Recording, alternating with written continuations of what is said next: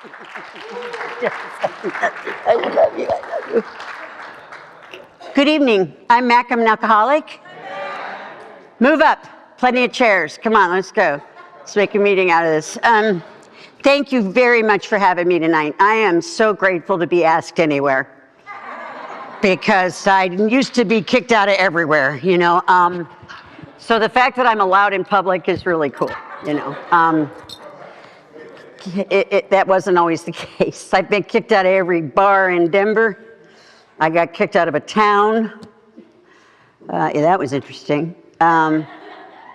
Got kicked out of people's houses, got kicked out of my family's house. I got kicked out of everywhere because I was basically a bottom-feeding waste of air piece of shit. But other than that, I was a great person, right? And I couldn't understand why people didn't want me to be around. I mean, just because I stole a little bit and lied a little bit, you know, and stuff. I started drinking when I was very young, not nowadays so much, but I was 12. Actually, before that, my mom made cough syrup with bourbon, honey, and lemon. And she noticed that that was maybe disappearing a little faster than it should have, and she had to hide that from me. Boy, I love that. I get cough so I could get that stuff. But when I was 12, I discovered the magic of alcohol. There are drugs in my story. I'm sorry if that annoys any of you. There's also bad words, and I'm fucking sorry that annoys any of you. But it is what it is. I am who I am, me and Popeye, right? But I found out early on that I don't belong on this planet. I don't belong in my family, I didn't belong in my school, I didn't belong anywhere. I felt like an alien, absolutely less than, 100%. And when I drank, that changed.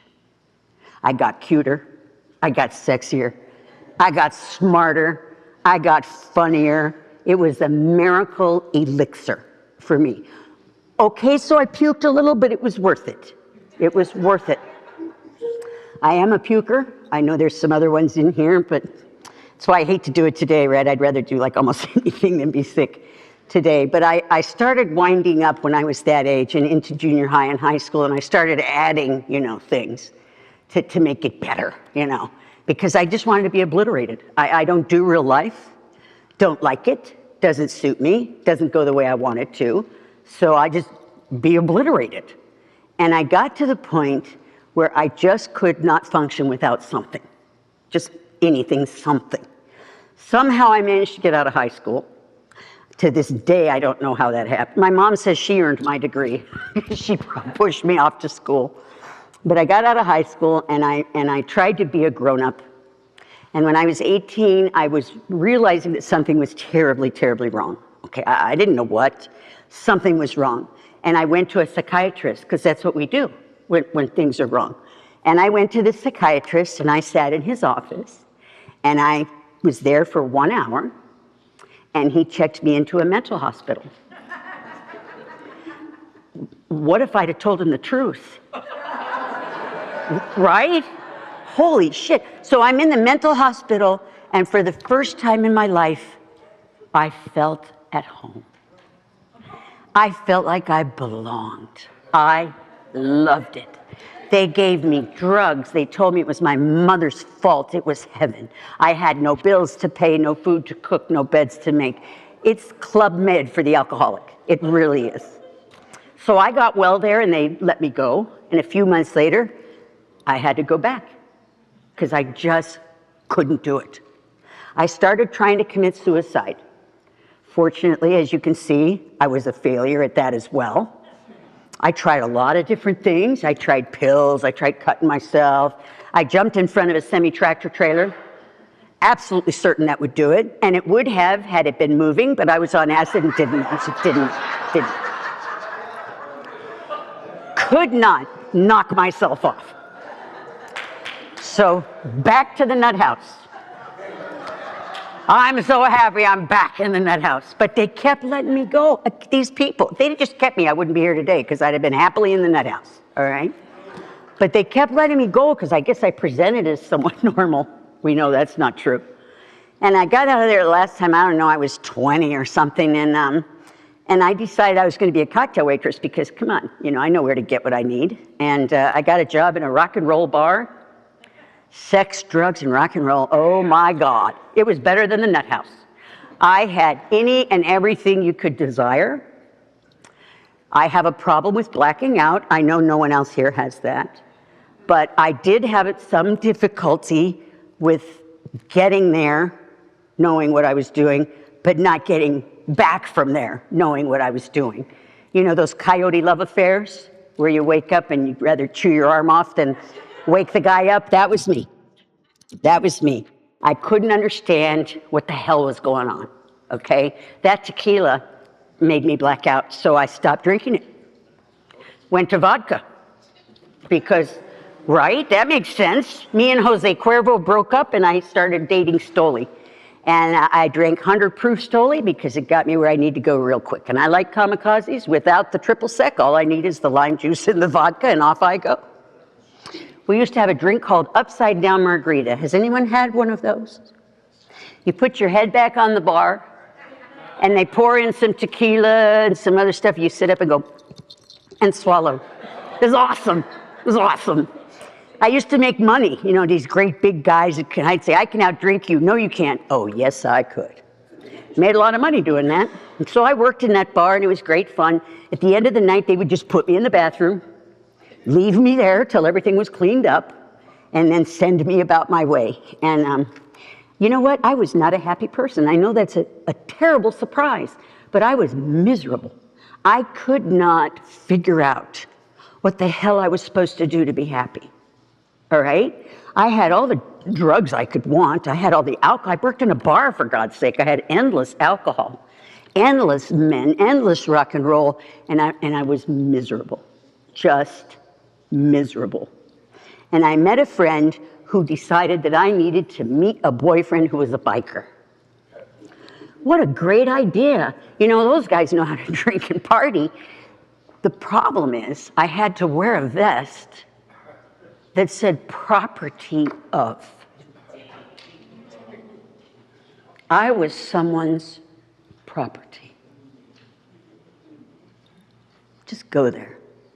Someone's belonging. Right?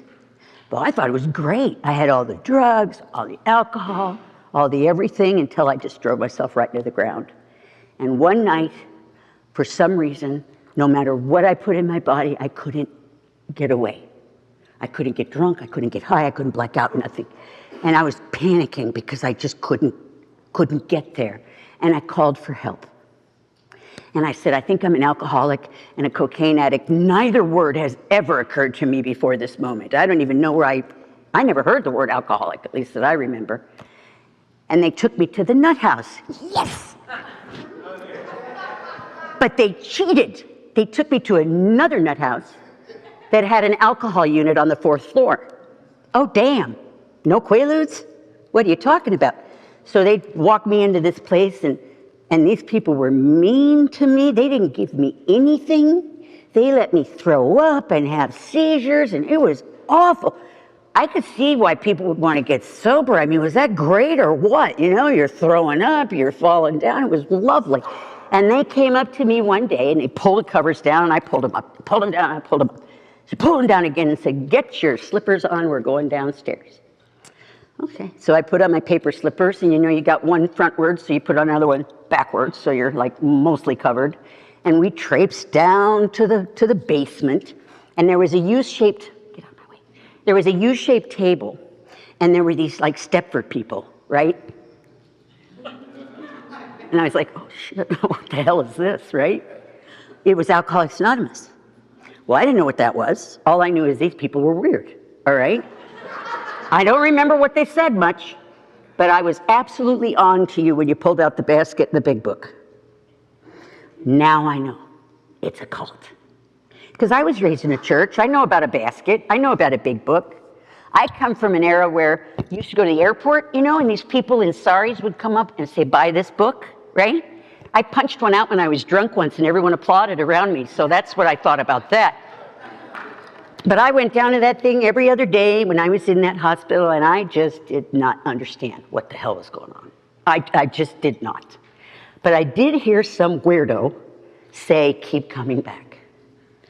Well, I've been thrown out of everywhere. keep coming back was not something I was accustomed to hearing, and I thought, well, that's really weird.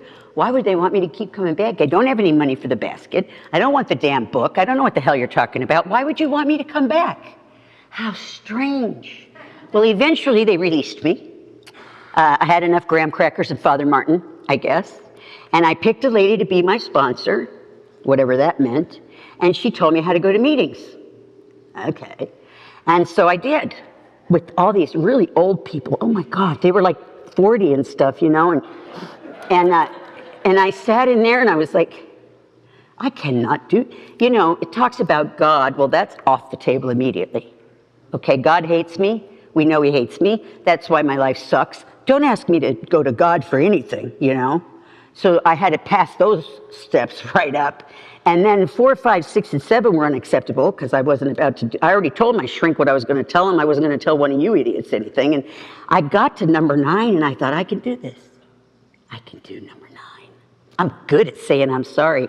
So I went up to this lady's house and she answered the door and I said, hi, I'm Mac and I'm an alcoholic and I'm supposed to make amends for the things that I did when I was drinking. And I slept with your husband one time when you were out of town. She punched me right in the face. Almost knocked me out, okay? And I went home, I called my spouse. She laughed. She laughed. She said, okay, moron. Go to the steps in the book. I'm okay. Where are they? She had to tell me. She said, what's in front of them? I'm like, thank you, baby. It's hot up here. Yeah. She's like, what's in front of the steps? I'm like, what are you talking about, what's in front of the steps? What do you see in front of those steps? Numbers? Yeah, moron. Those are for people like you. Do them in order. And I was like, what? I don't want to do them at all, much less in order. But I had absolutely run out of room. I got here the day before I died. I believe that. I was 22 years old, okay? My liver stuck out like a sideways pregnancy. My heart was enlarged. My eyes were sunken. I weighed 92 pounds. Right? I weigh 150 now, so picture it. Okay, I look like a corpse. And I knew that I had to do something. And I tried the nut house, tried this, tried every single possible drug combination known to man, every alcohol known. I didn't try wine coolers because they weren't made yet, but I don't think I missed anything. And I just, you know, I tried everything. Nothing made me feel better. So I figured, what am I going to do, right? I guess I'll do what these people tell me to do, sort of. I'd like to say I was an obedient, compliant sponsee. I was not. But here's the catch. When you're an asshole sponsee, you get assholes as sponsees. So you might want to be a good sponsee. Just saying, okay? And my sponsor was rough, man. She was rough. She said to me, honey, if you want sympathy, you look between shit and syphilis in the dictionary, you won't be getting it from me. And she'd say things like, well, if you die, you die. I was, God, you know, I mean, how evil. But I had, what am I going to do? So I'm going to meetings, and I get this idea. When I was about 10 months sober, I thought, I want to go to Vegas and be a dealer. Yeah. Everyone in Denver was like, oh, shit. Of all the dumb, Vegas of all places, that's a bad, I mean, people said, don't do that. One lady said the only place I slipped was on a gaming table. I wanted to go to Vegas to be a dealer so I could go to work on a cruise ship. That was the plan. So I moved here when I was 11 months sober, nuttier than a fruitcake, drove out here in a Volkswagen Rabbit with no air conditioning. My cat, who was on drugs so he could make the trip, he got drugs, I didn't. And I rolled into town, and I had some friends here who got me into dealing school, and I got a job at this beautiful toilet called the Slots of Fun. And yeah, right? And I thought I was so cool because I didn't have to work downtown. And so now I'm a dealer, and I'm going to meetings. Old Triangle Club over there on Annie Oakley. Went over there all the time. Thursday night, they had a young people's meeting. Used to love to go over there. You know, I didn't have any people here other than my roommates. God saw to that. So if I wanted to be around anyone, I had no choice. I had to go to meetings. He tricked me, basically. And I started working the best I could the best of my ability to understand what these steps were about. All right, I had a problem with God, mentioned that already. And my sponsor said to me, she said, honey, be anything you want. It just can't be you. I'm like, what does that mean? I know I'm not God. Yeah, well, I thought I was, but I told her I'm not God. And I didn't know what was I supposed to do. I was raised in church, so I thought, well, there's that God. But you know, those people, please, they sinned for 6 days a week, and then they were all good on the seventh. I had enough integrity to sin 7 days a week, for God's sake, right? So I wasn't going to do that. I just didn't find it there. And so she said, make a list of what you would like God to be. And I thought, that's stupid. She said, yeah, do it anyway. So I started writing some stuff, you know, kind, loving, won't throw lightning bolts at me, stuff like that. And then I took it to her and she said, all right, that's it. What? You made that up. I said, you made that shit up. She goes, yeah, well, somebody did, but it'll work for you.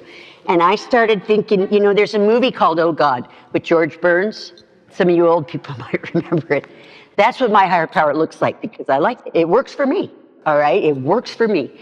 And I started praying, sort of kind of like praying, because she told me to. So I'd get down on my knees in the morning and say, all right, whatever, I'm supposed to be praying, okay? And at night, I'd get down on my knees and say, all right, I'm supposed to be praying.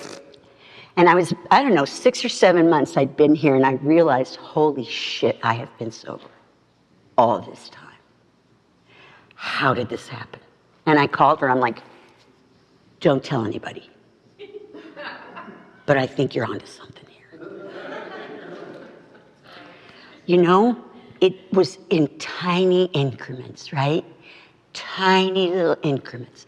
I worked in an environment where a lot of stuff goes on, right? A lot of Eskimos for you there. You know, you want to feel well, go to work in a casino. Because people suck when they lose, and when they're drunk and they lose, bad. And I loved it. I loved the environment. I loved the job. It suited me so well. It suited me so well. And I started kind of gathering up my tribe, you know, the people that I hung out with. I worked swing shift, which was 8 at night to 4 in the morning. So I'd get off at 4 in the morning. I'd go home, sleep a couple hours, get up, go to the noon meeting, Midtown rules. Then I'd go home, sleep a couple hours, usually floating in the pool, so I had a great tan, and I'd get up and go to work. And I stayed sober. And not only did I stay sober, I started feeling, dare I say it, happy. I was happy. I didn't even know what happy was. I had to completely adjust what I thought fun was. I had to completely adjust what I thought happy was. I didn't know what love was. All right, now, I'm going to talk about this. I'm sure everyone in here knows everything there is to know about perfectly healthy relationships. But I did not. I dated the same guy for 20 years. His face changed, his name changed, but it was the same guy, trust me, okay?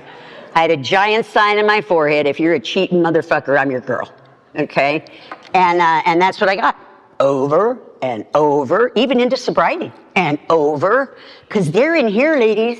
This is not a room for healthy people. You have to be aware there might be some sick people in here. I know that's a shock, but there might be some sick people in here. Didn't work. And finally, I was, I don't know, 9 years sober or something. I thought, I'm done. I just can't do it. Now, I don't do anything without great drama. So I got down and I said, I'm going to be single. And I'm going to be good at it. That was a surrender. I didn't know that. So I was speaking around the country a little bit at the time, and I was invited to speak at a conference in Oklahoma. Now you have to understand, my type, and there's the problem going in, it's my type, was Italian, 3-piece suit, pinky ring, bad attitude, great sex, it's over in 3 weeks, okay? Long-term 4, maybe, okay? That was my type. And I go to Oklahoma and I meet this guy, and he's got like jeans and boots and a truck and shit, you know, and says things like, do what, and I mean, and right? What the hell is that? You know, let me tell you something, you guys. If you're not in a relationship, good. But when it's time, if you're as blessed as I am, God will say, here. okay? Here. So here I am with this Okie. Doesn't even own a suit or a pinky ring. Not Italian. And I was in love. And that scared the shit out of me. And I came home after meeting this man and I was like, God, I do not know what you're doing, but I need your help. Because I am so not good at this stuff, right? I mean, like, not good at this stuff. I'll make a long, long story incredibly short. In October, that man and I will be married 35 years. Right? It doesn't hurt that he looks like Tom Selleck and he's 9 years younger than me. That has nothing to do with it, but I will say that God knew what he was doing, you know? And once I figured out that this process can work in any area, it's amazing, you guys. It's amazing. I know, you can like surrender, right? I don't know about you, but I was raised to never surrender. Never, never give up. You know, until you could die, and I almost did. But in here, you have to learn to let go of the sick stuff. But first, I had to stay here long enough to know what the sick stuff was, because I didn't know. All I knew is what I knew, okay? And I started hanging around people that I admired, that were happy, that were successful, that seemed like they had a handle on this thing we call sobriety.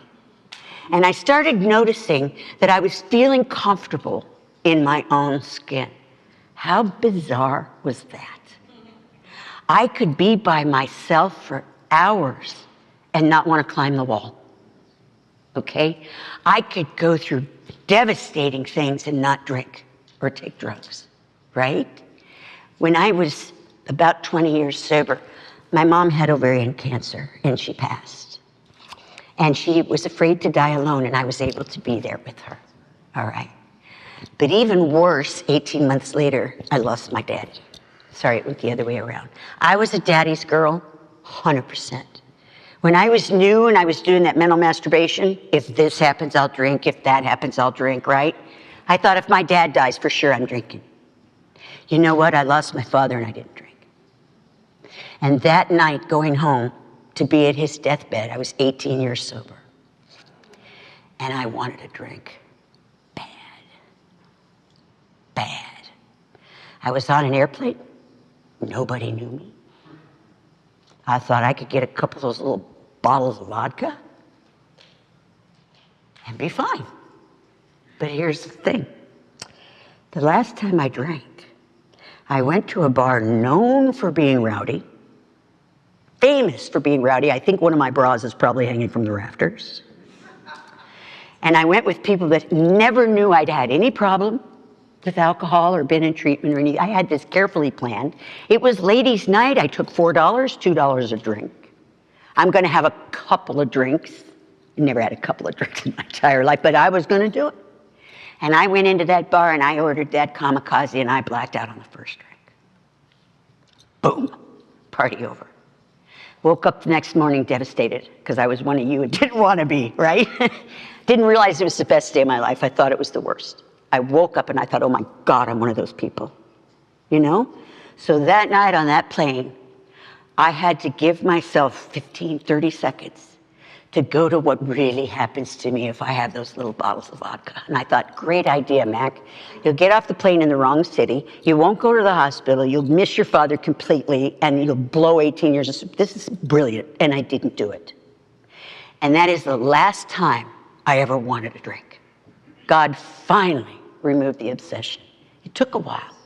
It took a while. You have to hang in here. I know people, the obsession to drink has been removed in like 5 minutes. That did not happen to me.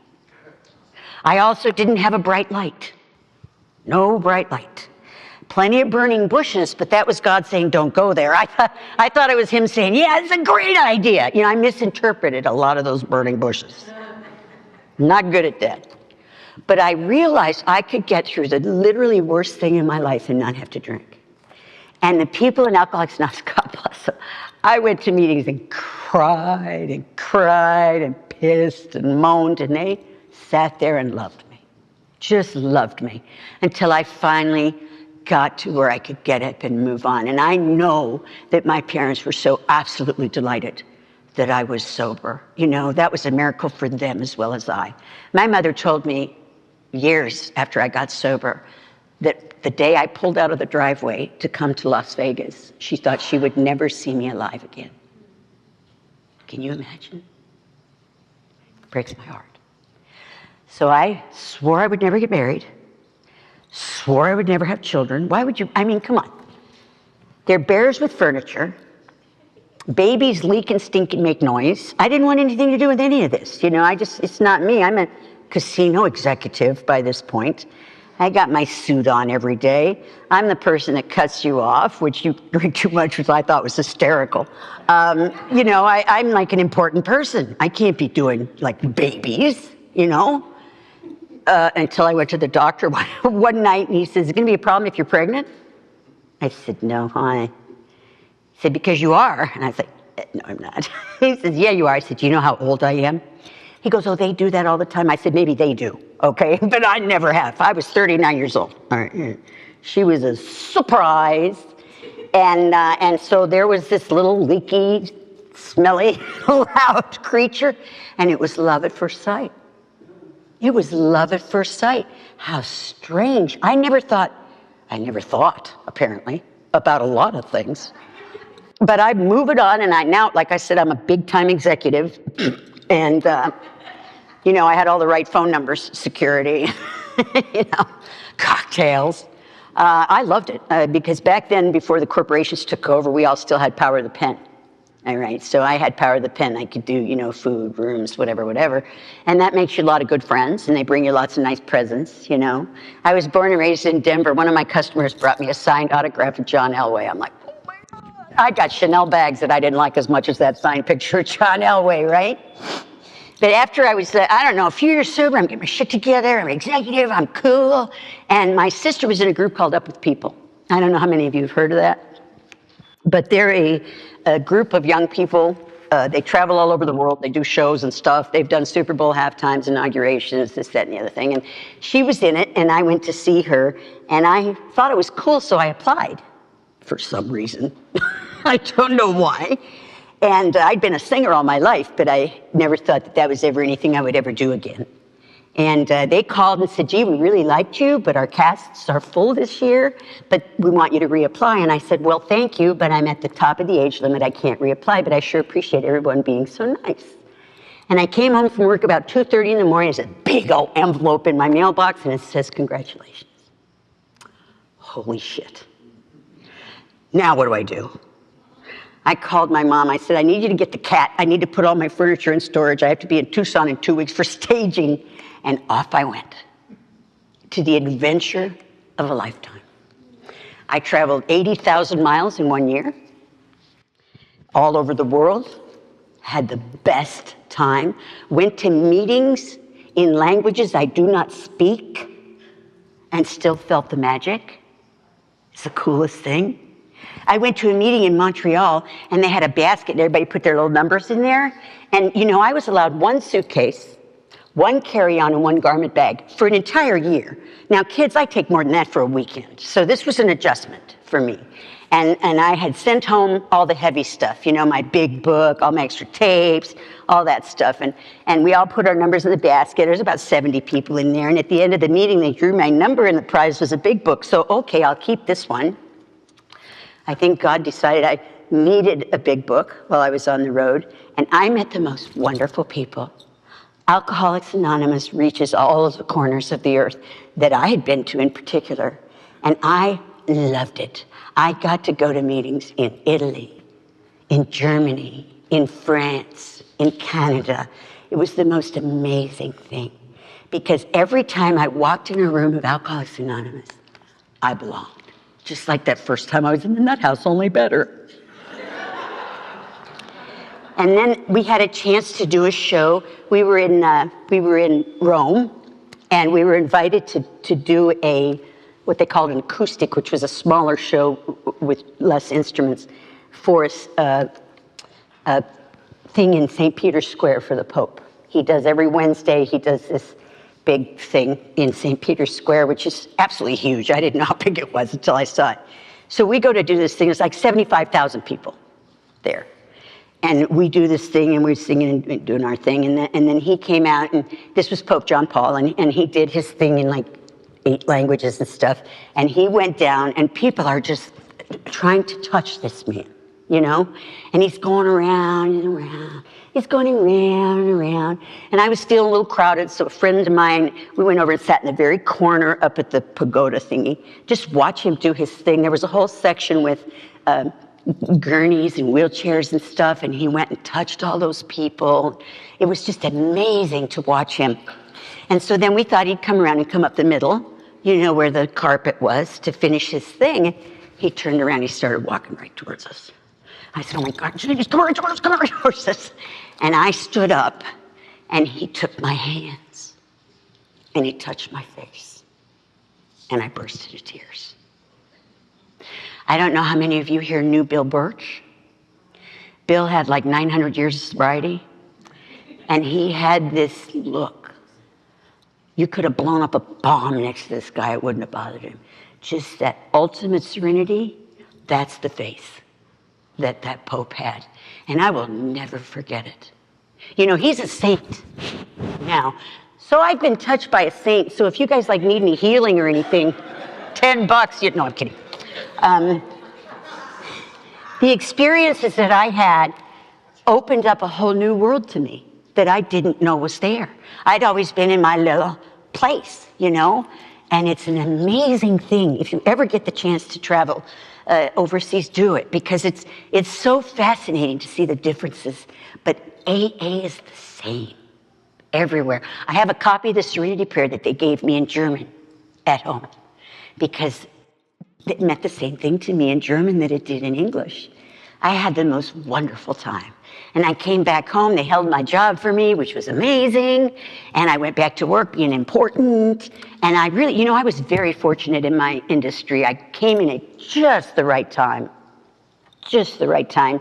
Slid into the Stardust about a year after they got rid of Lefty and all them. And I lived catty corner from Anthony Spilatro the first year that I lived here, which was exciting. And I came to work at the Stardust, and the movie Casino, for those you don't know, it's about the Stardust. My boss was actually in that movie, but I just loved the whole differentness of it. Does that make sense? I mean, like, a lot of people have like jobs. They're secretaries, they're teachers, or whatever, which are all wonderful jobs.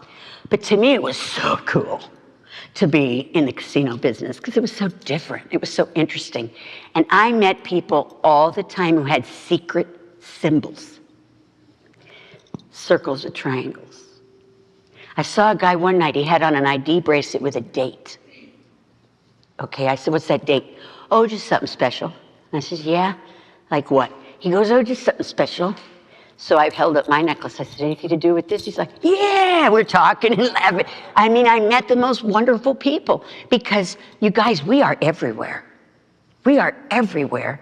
And thank God, right? Because I'm so nuts. If we weren't everywhere, I'd be dead. Whenever I've needed, God has provided. I can tell you a truth. I've been sober 44 years, and not one single time, not one, has God ever let me down. Not one. He's dangled me, don't misunderstand. He's dangled me like over the cliff, but he has not dropped me. Not once. And you know, I'm still a person who sometimes doubts. I'm not perfect. I get pissed at my higher power. He puts up with, you know, when things don't go my way, which is like sometimes often. I do have a husband and a child, so there are those things that don't go my way. And dogs. I got a 10-pound dog and a 90-pound dog. Laurel and Hardy, for God's sake. I just found that I never stopped going to meetings of Alcoholics Anonymous, because I would have missed them. You are my people, my tribe, my friends. I have a couple of normie friends, but they're really kind of, you know, different. They drink like my mother. You ever know anybody who drinks like this? We'd go out to dinner. She'd order a glass of wine, and I'd watch that glass of wine, and it would go down about that much. And I'd watch that glass. Pretty soon I'm not eating. I'm watching the glass of wine, right? Because I'm like, what the hell are you doing? I've had enough, she'd say. What the fuck is enough? I don't know what enough is, do you? Or she'd say, I'm feeling it. Well, no shit, have water if you don't want to feel it. I mean, I just don't understand. But I guess normal people do. I don't do that when I drink. All right, I drink till I'm obliterated and I come to the next day. And with all of the accompanying guilt, shame, and remorse. And when I drink, hey, get the phone. It might be God.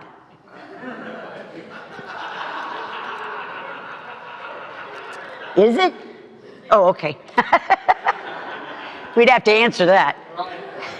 When I drink, my behavior causes me guilt, shame, and remorse. Okay? And so when I drink, I can't stand the guilt, shame, and remorse, so I do stuff that causes me guilt, shame, and remorse. Now, this is brilliant, isn't it? I mean, an idiot could figure this out. Guess what that makes me? A fucking idiot, right?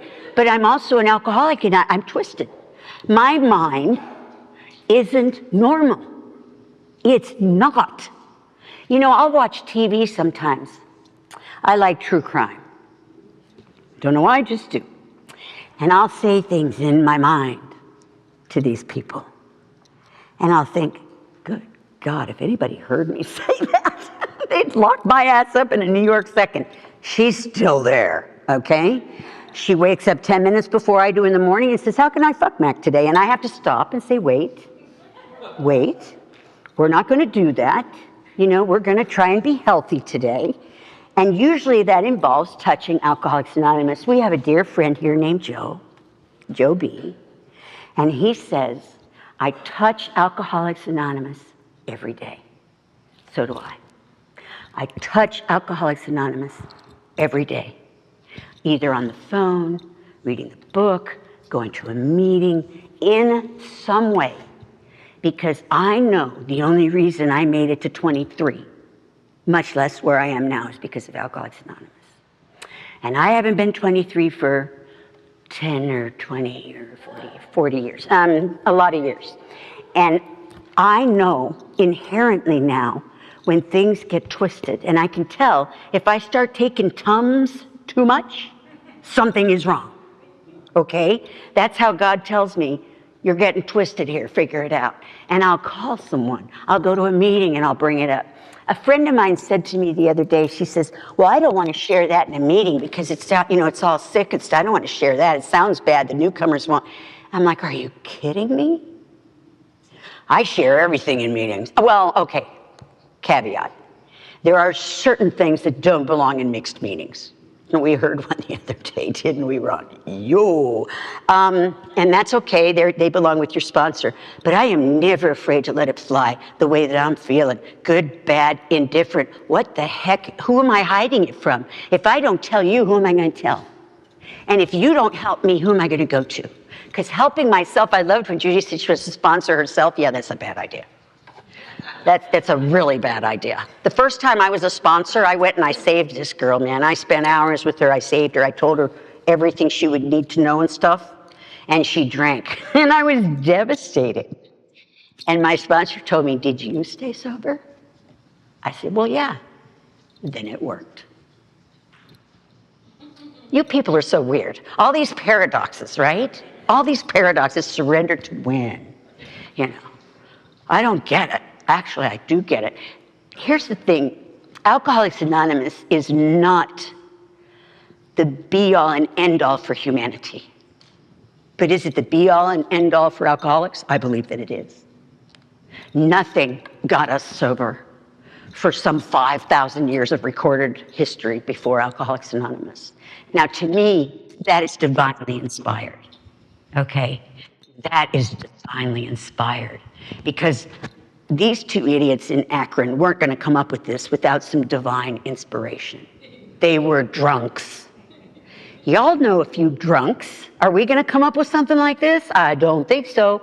It had to be divinely inspired, right?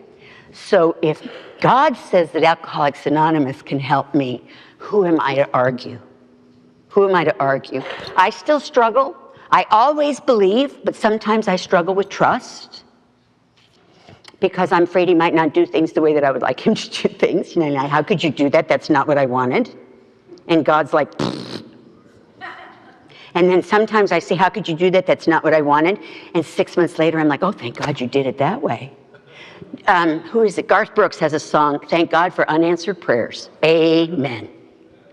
Amen. I'm going to quote you a song if I can remember. I'm not good with memory, age, but not really. I just have terrible memory. There's a song, and it's called The Climb. Okay? And it says, there'll always be another mountain. I'm going to want to make it move. There's always going to be more to do. Somebody's got to lose. It's not about what's on the other side. It's the climb. It's the climb. That still gives me goosebumps, and I've heard that song 8,000 times. I play it in my car. I have a whole song list called Prayers. And sometimes that's what I need to listen to hook me back up. To hook me back up. Or if I need hooking up, the phone will ring and it'll be someone else who needs hooking up. It's amazing how it works that way. Or the phone will ring and it'll be someone who's out of their goddamn minds and I could say, you know, go to a meeting, don't talk to me. I just, you know, I can't. I try not to be rude, but sometimes I do the best I can do, right? Angel I am not a saint, says so right in the book. Thank God. But what I am is a recovered alcoholic. Okay? I don't have to drink today. I don't have to take funny little things up my nose. That's too expensive anyway. I don't have to find ways to make myself feel whole inside because I wake up whole inside today. I love to steal lines from my friends, and one of them, who's sitting right there, talks about how he's in the bonus round. I am absolutely in the bonus round. There is no way on God's green earth I would even be alive, much less a reasonably healthy, reasonably successful human being, if I had not come to you, if I had not tried my best to do what it is that you told me to do, because I would have died, and an ugly, miserable, horrible death, all right? And I today can tell you I've not tried to commit suicide in over 40 years. I have not been in the nut house in over 40 years, and I kind of miss that, but you can't have everything, isn't it? I have not been in jail in over 40 years. Don't miss that at all. I used to kick cops. They don't like it. I don't know why, but they arrested me every single time I kicked one of them. But I'm violent when I drink. I'm not violent anymore. Isn't that amazing? And I've heard so many wonderful things in Alcoholics Anonymous, but I'll tell you, one of my very, very, very, very, very favorite things, and I'm going to share it with you, and I don't know if I'm supposed to be done, but I'm fixing to be. One of the things that I learned in here is there's a miracle in this room, specifically for you. Specifically for you, there is a miracle in this room. Has your name on it. And I guarantee you it's here. Promise with all my heart. Here's the deal. Please don't leave 5 minutes before it happens. I'll take it if you don't want it, but I would prefer that you hang until it happens, because God forbid you leave moments before your miracle happens. You could lose out on the most amazing, miraculous, 100th dimension life you can possibly imagine, with people like you and like this that love me and I love you back. Thank you for having me.